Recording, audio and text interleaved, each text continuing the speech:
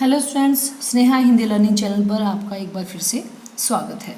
आज हम करेंगे क्षितिज भाग 2 कक्षा 10 के लिए और हम करने जा रहे हैं यह दंतुरित मुस्कान नागार्जुन जी द्वारा रचित एक कविता।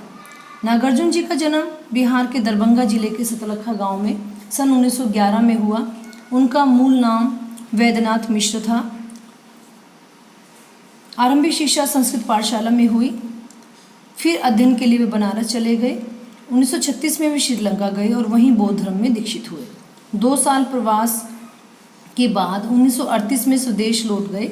घुमकड़ी और अक्खड़ स्वभाव के धनी नागार्जुन जी ने अनेक बार संपूर्ण भारत की यात्रा की। सन 1998 में उनका देहांत हो गया।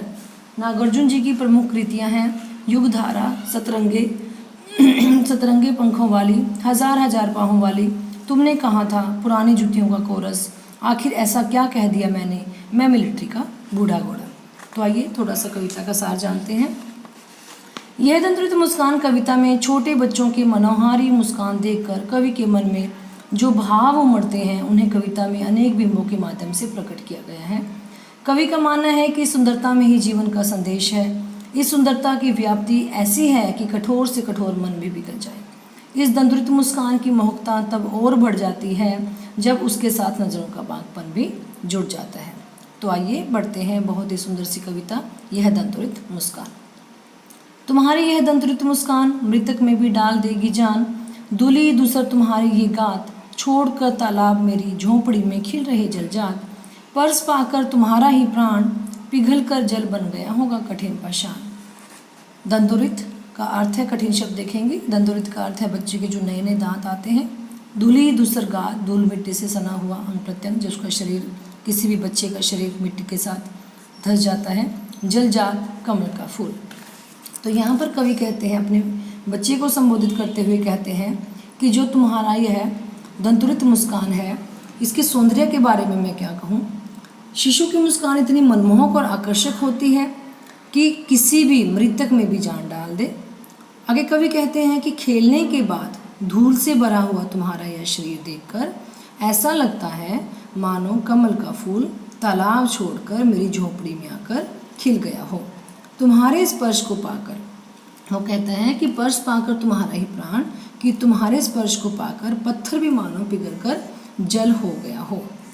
उसके बाद कहते हैं कि कोई भी कठोर हृदय व्यक्ति अगर तुम्हें छू लेगा, तुम्हारे स्पर्श को छू कर लेगा, तुम्हें स्पर्श कर लेगा, तुम्हें कोमल स्पर्श को छू लेगा, तो उसका दिल भी पिघल जाएगा। आगे कहते हैं, छू गया तुमसे कि झरने लग पड़े शेफालिका के फूल, बांस था कि बबूल, तुम मुझे नहीं पाए पहचान, देखते ही रहोगे अनिमेष, थक गए हो, आँख लूँ मैं फिर, क्या हुआ यदि हो सके परिचित न पहली बार, यदि तुम्हारी माँ न माध्यम बनी होती आज, मैं ना सकता देख, मैं न जाता पान, तुम्हारी ही है दंतुरित मुस्कान। इसमें फिर से कवि अपनी पत्नी का भी आभार व्यक्त करते हैं और कठिन शब्द हैं अनिमेष, बिना पलक झपकाए। जब बच्चा बिना पलक झपकाए अपने पिता को, कवि को अर्थात कवि को देखते रहते हैं।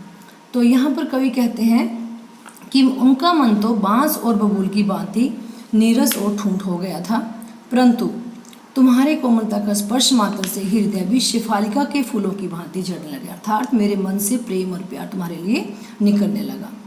कवि के हृदय में वात्सल्य की धारा बह निकली और वे अपने शिशु से कहते हैं कि तुमने मुझे आज से पूर्व नहीं देखा, कि पहले कभी नहीं देखा, मैं घुमंतु प्रवृत्ति का व्यक्ति हूँ, हमेशा बाहर रहता हूँ और तुमने मुझे कोई अनजान व्यक्ति ही जाना।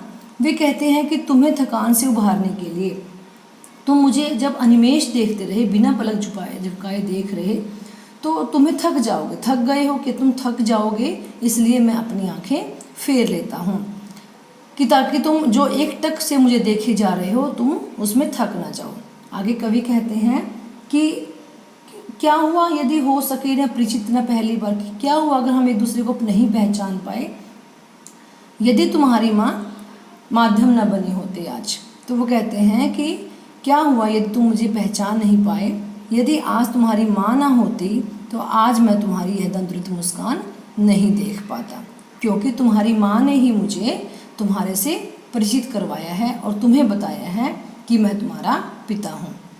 और यह तुम्हारी दंतुरित मुस्कान देखने का सौभाग्य मुझे मिला है। तो आगे कवि कहते हैं, धन्य तुम माँ भी तुम्हारी धन्य, चिर प्रवासी मैं इतर मैं अन्य, इस अतिथि से प्रिया तुम्हारा क्या रहा संपर्क, उंगलियां माँ की कराती रही है मधुपर्क, देखते तुम इधर कनखी मार और होती जबकि आंखें चार, तब तुम्हारी दंतुरित मुस्कान मुझे लगती बड़ी छविवान। इतर का अर्थ है दूसरा, मधुपर्क है जो 5 चीज़ों को मिलाकर के बच्चों को चटाया जाता है, एक पदार्थ है पंचामृत नाम का। कनखी है तिरछी निगाह से देखना, और छविमान है सुंदर। आगे कवि अपनी पत्नी का आभार व्यक्त करते हुए कहते हैं कि तुम्हारा और मेरा क्या संबंध है, यह तुम्हें तुम्हारी माँ ने ही बताया है, इसलिए मैं तुम्हारी माँ का बहुत ज़्यादा आभारी हूँ। वो कहते हैं कि तुम भी धन्य हो और तुम्हारी माँ भी धन्य है, जिसने मुझ चिरप्रवासी, मुझ किसी अन्य व्यक्ति का परिचय तुमसे करवाया है और तुम्हें यह बताया है कि मैं कोई अन्य व्यक्ति नहीं हूँ, मैं तुम्हारा पिता हूँ।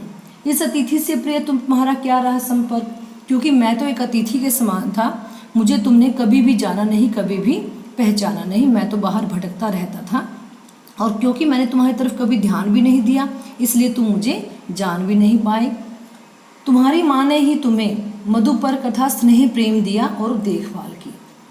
तुम्हारी माँ ने ही अपनी उंगलियों के स्पर्श से तुम्हें अपना स्नेह प्रेम रूपी मधुपर्क दिलाया। देखते तुम इधर कनखी माँ, जब भी तुम मुझे अपनी तिरछी आंखों से देखते हो, और होती जब भी आंखें चार, और जब भी हमारी निगाहें मिलती हैं, और एकदम से जब तुम्हारी दंतुरित मुस्कान निकल पड़ती है, तो तुम्हारी यह दंतुरित मुस्कान, सुंदर सी मुस्कान मुझे बहुत ही छविमान प्रतीत होती है, बहुत ही शोभायमान प्रतीत होती है। इस प्रकार कवि ने अपने बच्चे की, एक छोटे नवजात शिशु की सुंदर सी मुस्कान का वर्णन बहुत ही सुंदर शब्दों में किया है। आशा करती हूँ आपको दंतुरित मुस्कान नामक कविता बहुत अच्छे से समझ आई होगी।